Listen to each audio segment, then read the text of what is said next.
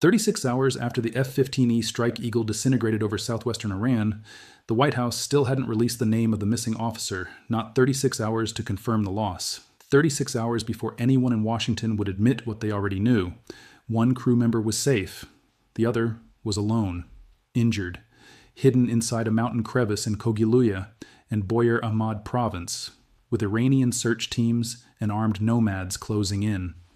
The F-15E carried 2 crew members. The pilot ejected and was rescued within hours. The weapons systems officer, a colonel, as President Trump later confirmed, was not so fortunate. He was now behind enemy lines, being hunted with nothing but a pistol and a beacon. Here's what happened in the hours and days that followed. American search and rescue teams operating under fire, 2 Black Hawk helicopters struck by small arms fire, an A-10 Warthog shot down over the Persian Gulf, 2 C-130 transport planes destroyed on the ground, and one colonel, alone in the mountains, waiting for a rescue that many thought impossible. Before I show you exactly how Iran pulled off the first shoot-down of a US fighter jet in over 20 years, and why the 3 days that followed exposed the gap between American promises and battlefield reality, hit that like button and subscribe. This is War Conflict. I post forensic analysis of every major escalation. This is the one that should terrify every military planner in Washington. Let me start with what is confirmed and what is not, because transparency matters. On April 3rd, 2026, Iran shot down a US Air Force F-15E Strike Eagle fighter jet over Iranian territory. This marks the first confirmed combat shoot-down of a manned US aircraft in over 20 years. The aircraft carried 2 crew members. The pilot was rescued within hours. The weapons systems officer, a colonel, remained missing for approximately 3 days before being extracted. During search and rescue operations, an A-10 Warthog was struck by Iranian fire and crashed in the Persian Gulf region. The pilot ejected safely. 2 Black Hawk helicopters were hit by small arms fire during rescue missions. Both remained airborne. According to the Wall Street Journal, the U.S. military destroyed 2 C-130 transport aircraft on the ground during the rescue operation to prevent them from falling into enemy hands. Iranian authorities announced a bounty, approximately $60,000, for any citizen who captured an American crew member alive. What is analysis?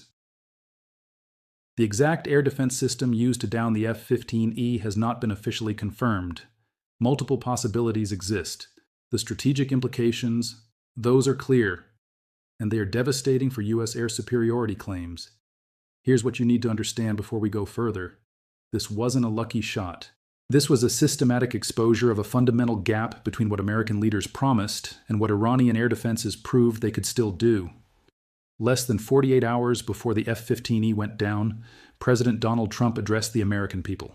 He said, and I quote, "They have no anti-aircraft equipment. Their radar is 100% annihilated. We are unstoppable as a military force."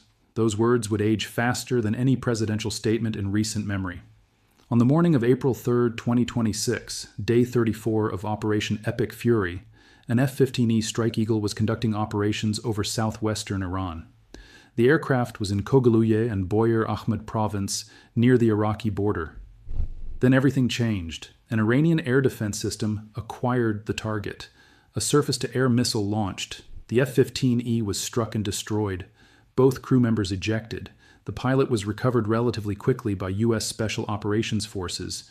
But the weapons systems officer, a colonel, was not found. He was now alone, injured, somewhere in the treacherous mountains of southwestern Iran. Iran knew he was out there, and they wanted him badly. On Iranian state television, an anchor announced a reward for any citizen who captured an enemy pilot or pilots. Armed nomads joined the search. Tribal fighters in the region were mobilized. The colonel was being hunted. What happened next is unlike anything the U.S. military has attempted in decades. A massive search and rescue operation was launched. Dozens of aircraft were deployed. 2 Black Hawk helicopters participating in the search came under small arms fire from the ground. Crew members were wounded. Both helicopters remained airborne. An A-10 Warthog, the legendary tank killer, was mobilized to support the rescue mission. The aircraft was struck by Iranian fire. It made it to Kuwaiti airspace, where the pilot ejected. The plane crashed. The pilot was recovered. On the ground, 2 C-130 transport aircraft became stranded at a remote Iranian base. According to the Wall Street Journal, the U.S. military made a difficult decision. They destroyed both aircraft to prevent them from falling into enemy hands. 3 additional aircraft were sent to extract the rescue teams. In a single day, Iran had shot down an F-15E, shot down an A-10, and struck 2 Black Hawk helicopters. The most advanced military on Earth was taking casualties, not from peer competitors. From an adversary the president had declared 100% annihilated. Let me explain how Iran pulled this off. Because the technology tells you everything about why American air superiority is no longer guaranteed. Iran's radar-guided air defense systems were heavily damaged in the first weeks of the war. The U.S. and Israel struck known air defense sites. The assumption was that Iranian skies were open, but Iran didn't rely on radar. They used something else. Footage released by the Islamic Revolutionary Guard Corps shows the F-15E being hit, captured not by traditional radar, but by optical and infrared sensors. Here's what that means. Instead of broadcasting radar waves that American aircraft can detect and jam, Iran used passive sensors. They watched, they waited, they tracked the heat signature from the F-15E's engines and airframe friction. No radar emissions, no warning for the American pilot. According to ABC News, analysts believe Iran detected and targeted the U.S. aircraft using passive infrared detection equipment. They tracked the F-15E without transmitting any signals that U.S. jets could detect and avoid. The system that likely fired the shot is Iran's indigenous third Khordad air defense platform. It uses the Sayyad-3 missile. It can engage targets at ranges of up to 150 kilometers, and critically, it can integrate with passive sensors. Iran has also deployed a network of multispectrum cameras across key flight paths. According to Israeli defense analysts, these cameras capture visible and infrared data. Unlike radar, they emit no signals that can be traced. Once a target is visually or thermally acquired, Iranian air defense systems can be cued to fire. This is the execution gap that American planners failed to anticipate. They assumed that destroying Iran's radar networks would blind the country's air defense. They were wrong. Iran adapted. They built a layered defense that doesn't need radar to find its targets. The F-15E didn't get shot down because American technology failed. It got shot down because American assumptions failed. And the colonel spent 3 days in the mountains because of that failure. Let me walk you through the cascade that turned one shoot-down into one of the most complex search and rescue operations in American history. First, the F-15E went down. 2 crew members ejected. One was found quickly, the other was not.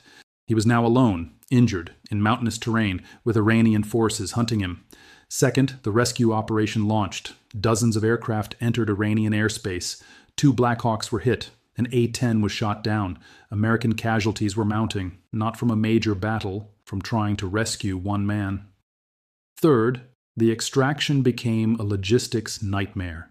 2 C-130 transport aircraft became stranded at a remote base. The U.S. military made the decision to destroy them.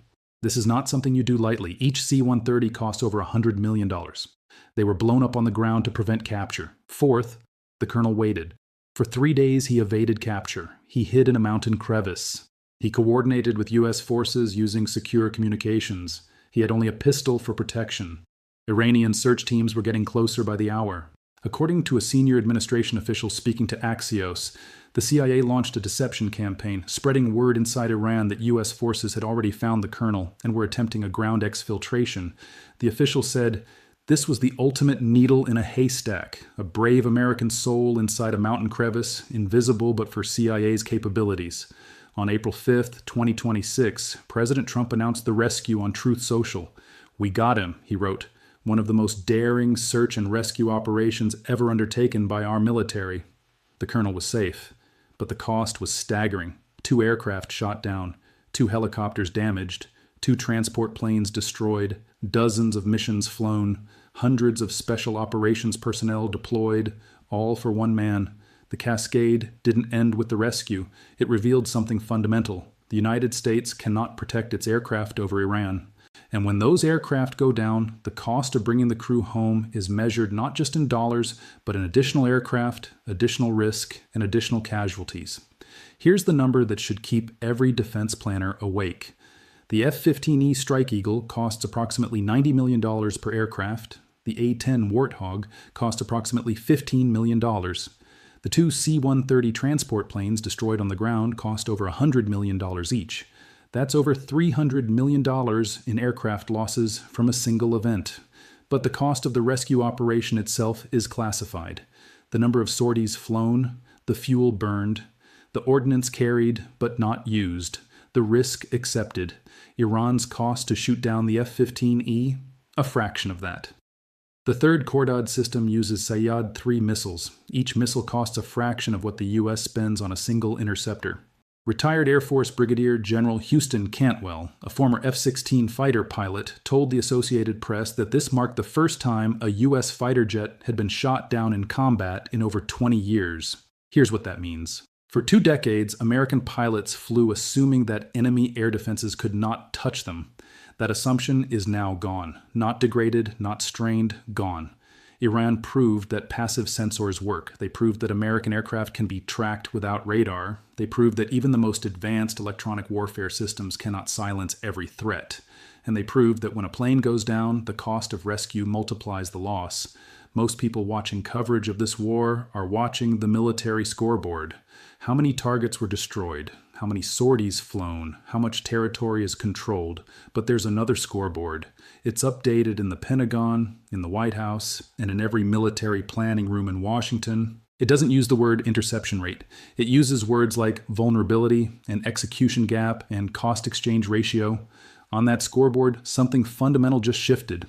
President Trump had told the American people that Iran's air defenses were 100% annihilated.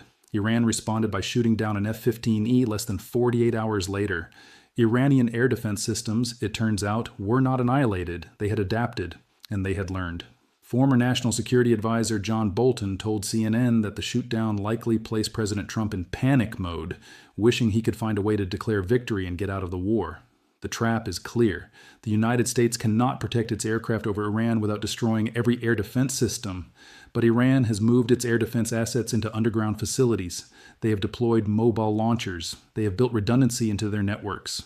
The day after the rescue, Iran's defense ministry spokesperson announced that a significant portion of the country's missile and air defense capabilities remains unused. The message was clear. We have more. We are not defeated. And we can do this again. The question is not whether Iran will shoot down another American aircraft. The question is when and what it will cost to bring the crew home. Here's what makes this harder to talk about than it should be. The White House cannot publicly acknowledge the full implications of the F-15E shootdown. Admitting that Iranian air defenses remain operational would undermine the entire narrative of American air superiority that the war effort depends on. So the president praises the rescue. He calls it daring. He celebrates bringing the colonel home. But he doesn't talk about how the colonel got there in the first place, or why an A-10 was shot down, or why 2 C-130s had to be destroyed on the ground. The silence is not a cover-up. The silence is a choice between bad options, and the White House chose the one that hides the vulnerability. The F-15E shootdown on April 3, 2026 will be studied in military academies for decades, not because the aircraft lost, because of what it proved. It proved that American air superiority is not guaranteed. It proved that passive sensors can defeat active electronic warfare. It proved that Iran still has the capability to strike back. And it proved that when an aircraft goes down, the cost of rescue is measured in additional aircraft, additional risk, and additional lives. The colonel is home, but the vulnerability his shootdown exposed remains. And every pilot flying over Iran tonight knows it. Here's my question for you in the comments. Should the United States continue high-risk air operations over Iran, knowing that air defense systems remain operational? Or should they accept that air superiority is contested and change their strategy accordingly? I read every comment. The best ones I'll address in a follow-up. All sources are linked in the description. The Tehran Times, Al Jazeera, Daily Pakistan, Wyon, Hindustan Times, Times Now, Militarny, and other verified news outlets confirm the strike details, rescue operation, and technical analysis. If you made it this far, you understand that the next war won't be won by the side with the best technology. It will be won by the side that adapts fastest when that technology fails. This is war conflict. I'll see you in the next one.